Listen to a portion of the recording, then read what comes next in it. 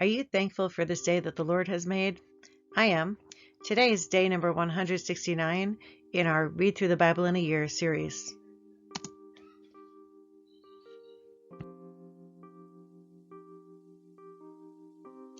Job chapter 38 is great, especially if you want to know why Job was late. Late for what? He wasn't there when God created the universe. He didn't show up when God made the seas. Job was absent when the Lord made the animals and the first humans. Job, you came on the scene long after God's creation was completed. Remember this when you address the Lord your God. Our reading for today includes Job chapters 38 through chapter 41. Let's get started.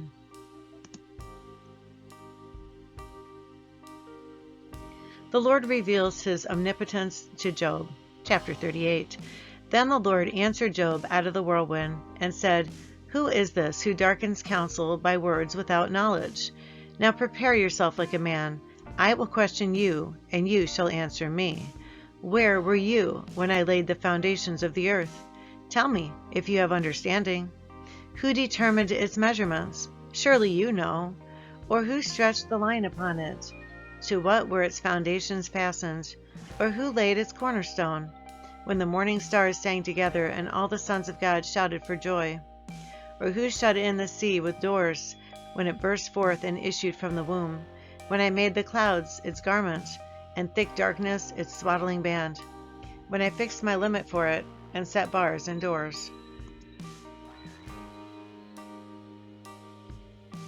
When I said, This far you may come, but no farther, and here your proud waves must stop. Have you commanded the morning since your days began, and caused the dawn to know its place, that it might take hold of the ends of the earth, and the wicked be shaken out of it? It takes on form like clay under a seal, and stands out like a garment. From the wicked their light is withheld, and the upraised arm is broken. Have you entered the springs of the sea, or have you walked in search of the depths? Have the gates of death been revealed to you? Or have you seen the doors of the shadow of death? Have you comprehended the breadth of the earth? Tell me, if you know all of this. Where is the way to the dwelling of light? And darkness, where is its place, that you may take it to its territory, that you may know the paths to its home?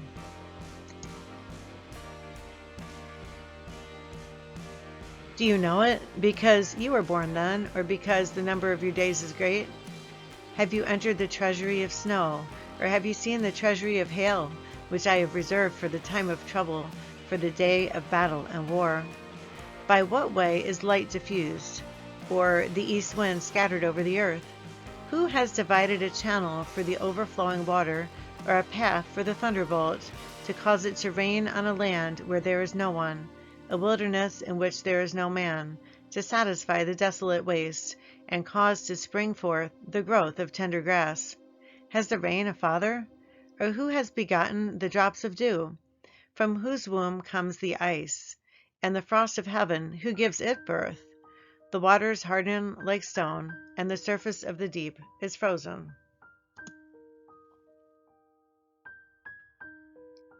Can you bind the cluster of the Pleiades, or loose the belt of Orion? Can you bring out Mazzaroth in its season? Or can you guide the great bear with its cubs? Do you know the ordinances of the heavens? Can you set their dominion over the earth? Can you lift up your voice to the clouds, that an abundance of water may cover you? Can you send out lightnings, that they may go and say to you, Here we are? Who has put wisdom in the mind, or who has given understanding to the heart? Who can number the clouds by wisdom, or who can pour out the bottles of heaven, when the dust hardens in clumps, and the clods cling together? Can you hunt the prey for the lion, or satisfy the appetite of the young lions, when they crouch in their dens, or lurk in their lairs to lie in wait? Who provides food for the raven, when its young ones cry to God, and wander about for lack of food?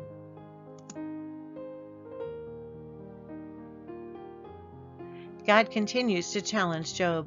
Chapter 39. Do you know the time when the wild mountain goat bears young? Or can you mark when the deer gives birth? Can you number the months that they fulfill? Or do you know the time when they bear young? They bow down, they bring forth their young, they deliver their offspring. Their young ones are healthy, they grow strong with grain. They depart and do not return to them. Who sets the wild donkey free? Who loosed the bonds of the onager?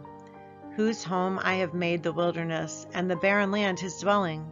He scorns the tumult of the city. He does not heed the shouts of the driver. The range of the mountains is his pasture, and he searches after every green thing. Will the wild ox be willing to serve you? Will he bed by your manger? Can you bind the wild ox in the furrow with ropes, or will he plow the valleys behind you?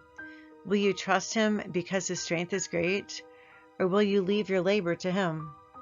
Will you trust him to bring home your grain and gather it to your threshing floor? The wings of the ostrich wave proudly, but are her wings and pinions like the kindly stork's? For she leaves her eggs on the ground and warms them in the dust. She forgets that a foot may crush them, or that a wild beast may break them. She treats her young harshly as though they were not hers. Her labor is in vain without concern, because God deprived her of wisdom and did not endow her with understanding. When she lifts herself on high, she scorns the horse and its rider.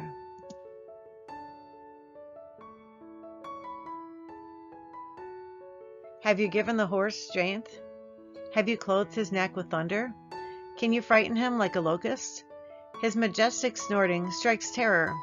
He paws in the valley and rejoices in his strength. He gallops into the clash of arms. He mocks at fear and is not frightened, nor does he turn back from the sword. The quiver rattles against him, the glittering spear and javelin. He devours the distance with fierceness and rage, nor does he come to a halt because the trumpet has sounded. At the blast of the trumpet he says, "Aha!" He smells the battle from afar, the thunder of captains and shouting. Does the hawk fly by your wisdom and spread its wings toward the south?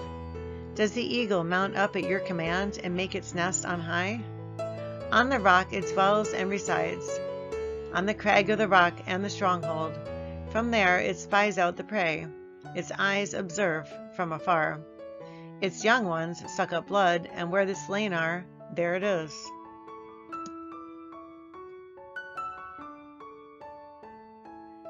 Chapter 40. God's Power and Wisdom.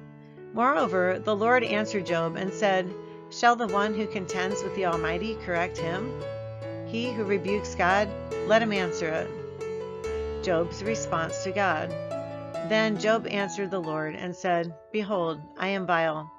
What shall I answer you? I lay my hand over my mouth. Once I have spoken, but I will not answer. Yes, twice, but I will proceed no further." God's challenge to Job. Then the Lord answered Job out of the whirlwind and said, "Now prepare yourself like a man. I will question you, and you shall answer me. Would you indeed annul my judgment? Would you condemn me that you may be justified? Have you an arm like God, or can you thunder with a voice like his?"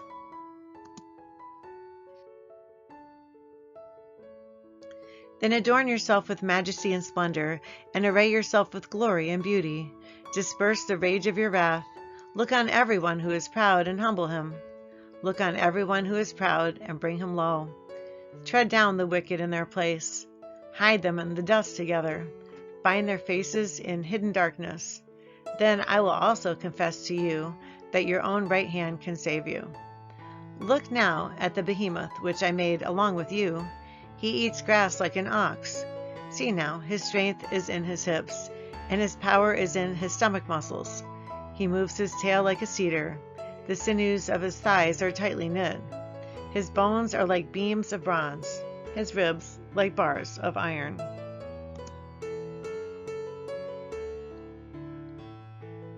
He is the first of the ways of God. Only he who made him can bring near his sword. Surely the mountains yield food for him, and all the beasts of the field play there.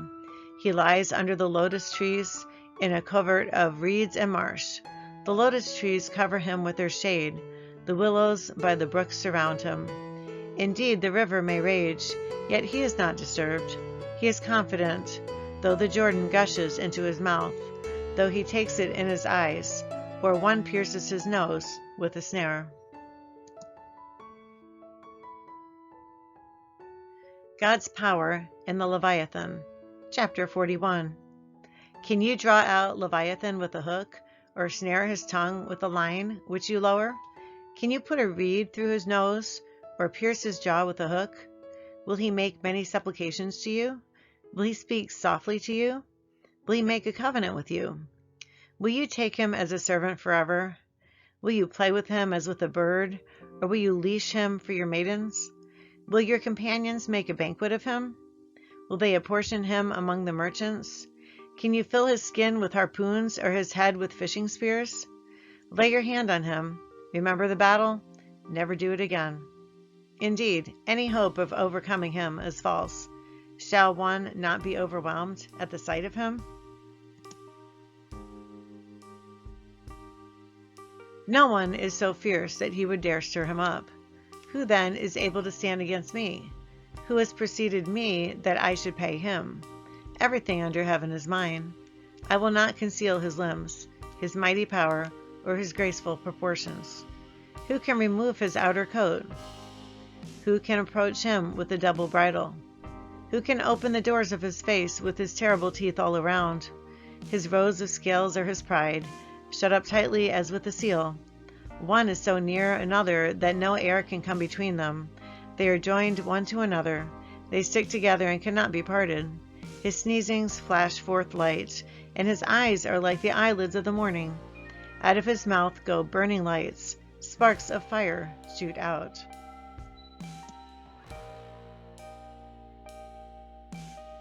Smoke goes out of his nostrils, as from a boiling pot and burning rushes. His breath kindles coals, and a flame goes out of his mouth. Strength dwells in his neck, and sorrow dances before him. The folds of his flesh are joined together. They are firm on him and cannot be moved. His heart is as hard as stone, even as hard as the lower millstone. When he raises himself up, the mighty are afraid. Because of his crashings, they are beside themselves. Though the sword reaches him, it cannot avail, nor does spear, dart, or javelin. He regards iron as straw, and bronze as rotten wood. The arrow cannot make him flee. Sling stones become like stubble to him. Darts are regarded as straw. He laughs at the threat of javelins. His undersides are like sharp potsherds. He spreads pointed marks in the mire. He makes the deep boil like a pot. He makes the sea like a pot of ointment. He leaves a shining wake behind him. One would think the deep had white hair. On earth there is nothing like him which is made without fear. He beholds every high thing. He is king over all the children of pride. This concludes Job 38 to 41. The plan for tomorrow is chapters 42 to 45. Please note that starting on June 20th, I'll be posting at 9 a.m. on weekdays and 9:30 on weekends Eastern Standard Time. If you don't know the Lord Jesus, you should check out the following scripture. He says in John 14:6, I am the way, the truth, and the life. No one comes to the Father but through me. Have a blessed day, and I hope to see you again tomorrow. Goodbye.